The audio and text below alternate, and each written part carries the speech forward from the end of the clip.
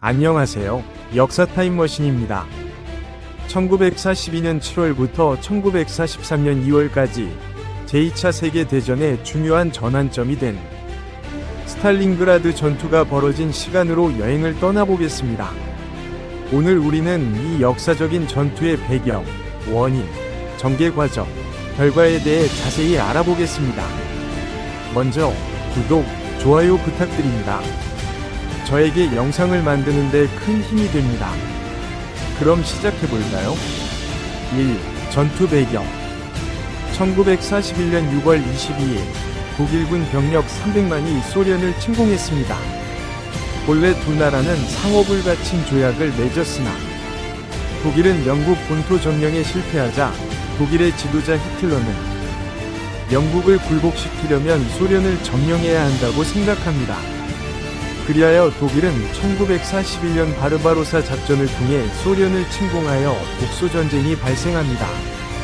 2. 전투 원인 독일은 1941년 6월 22일 소련을 기습적으로 침공하여 초기에는 성공하는 듯 보였으나 1941년 말 소련의 수도 모스크바 점령에 실패한 독일군은 소련의 강력한 저항과 혹독한 겨울로 인해 큰 성과를 거두지 못하고 있는 상태였습니다.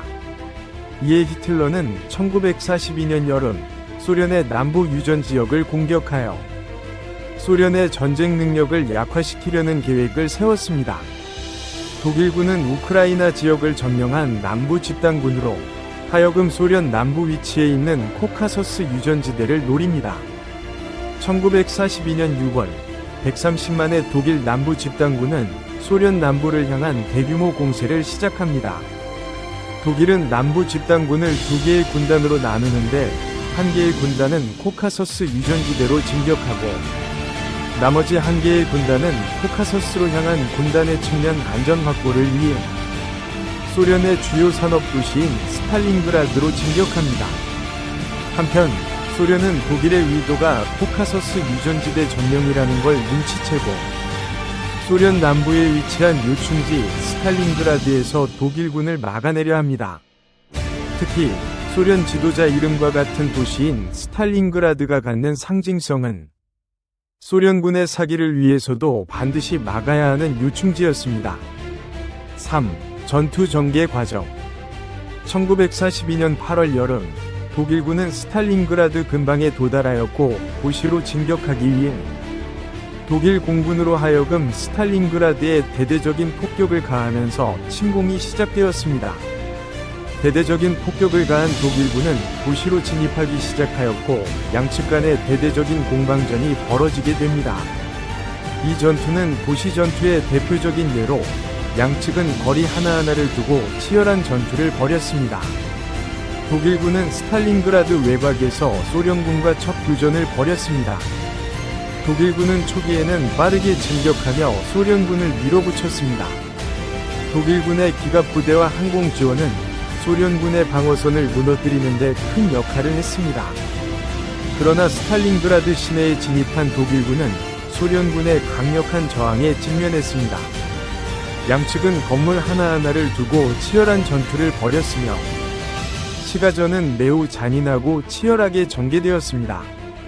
소련군은 건물 내부와 지하실, 심지어는 하수구까지 이용하여 독일군을 공격했습니다.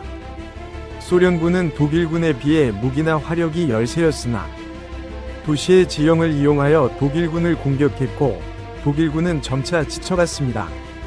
소련군은 밤낮을 가리지 않고 공격을 감행하며 독일군의 진격을 늦추었습니다.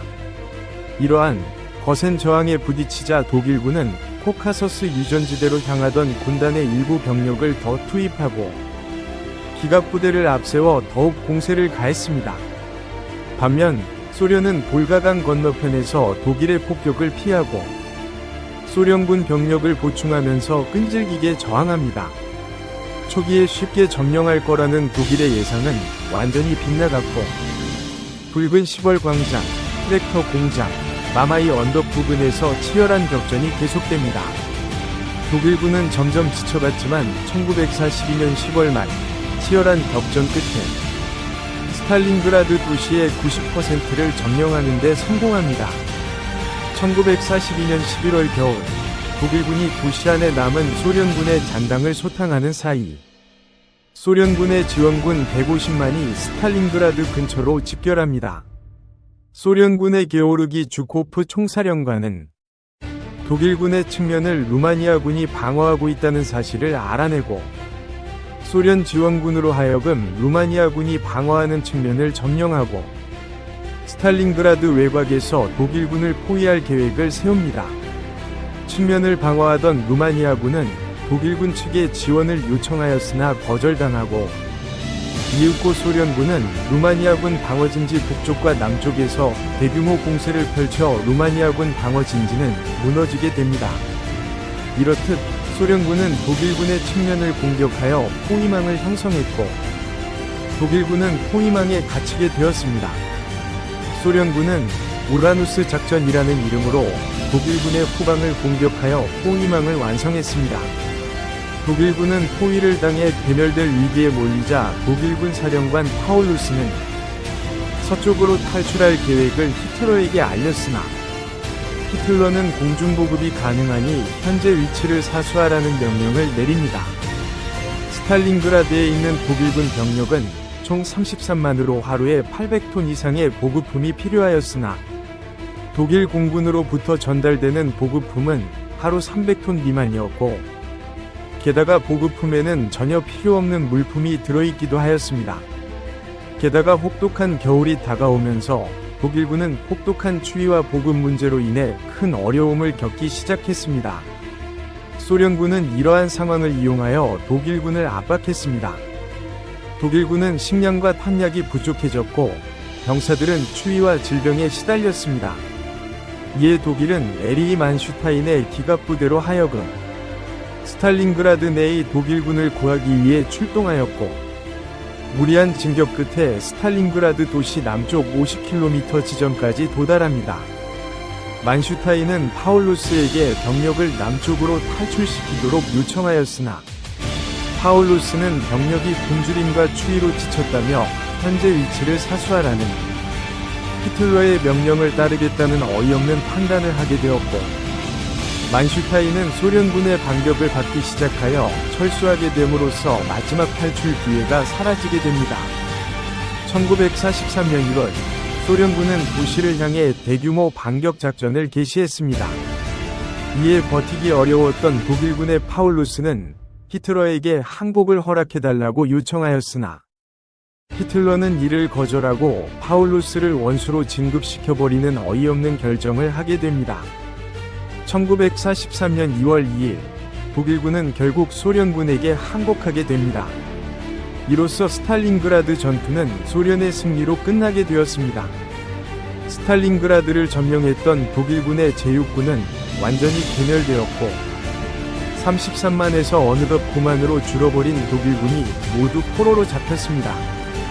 4. 전투 결과 스탈린그라드 전투는 제2차 세계대전 전투 중 가장 참혹한 전투로 기록되었습니다.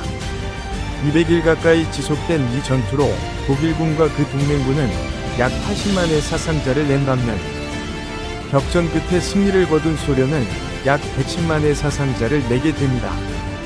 5. 전투 영향 소련군은 많은 사상자를 내었으나 스탈린그라드 전투의 승리는 소련군의 사기를 높이고 독일군의 패배는 동부전선에서의 주도권을 상실하게 만들었습니다.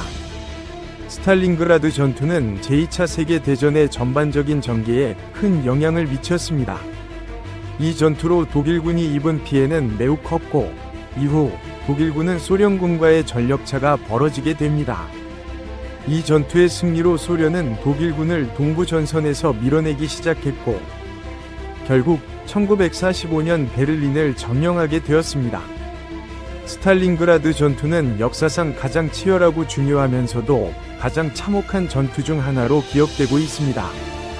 이 전투는 제2차 세계대전의 흐름을 바꾸었고 오늘날 우리는 이 전투를 기억하며 평화의 중요성을 되새깁니다.